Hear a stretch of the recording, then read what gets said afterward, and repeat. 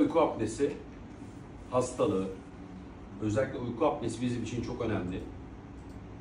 Burun, geniz, küçük dil, büyük dil, bademcikler, dil kökü, yumuşak damak, boyun ve gıdı yapısı, yani bizim bütün bu bölgemizi ilgilendiren bir hastalık. Şimdi daha önce bir burun ameliyatı geçirmişsiniz. Evet. Geçirmiş olduğunuz burun ameliyatı sizi gün içerisinde daha sağlıklı nefes almanızı sağlar.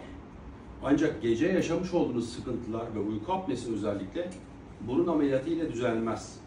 Çünkü bu bölgede sorun. Şimdi önümüzde iki yol var. Uyku apnesi hastasısınız.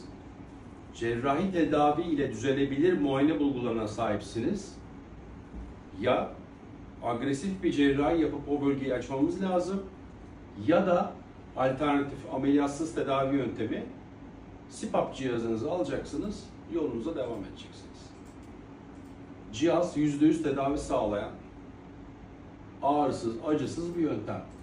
CPAP'ın en büyük dezavantajı ne? Hayat boyu kullanman gerekiyor. Ama insanlar buna çok kolay alışabiliyor. Şimdi ben görmek için gözlük takıyorum. Bu da onun gibi düşüneceksin. Yaşınız evet biraz genç, daha inşallah önümüzde uzun bir ömür var. Ama CPAP cihazı tercih edebilirsiniz. Bu cihazı kullanamıyorsanız kesinlikle biz alternatif cerrahi tedavi yöntemlerini konuşabiliriz.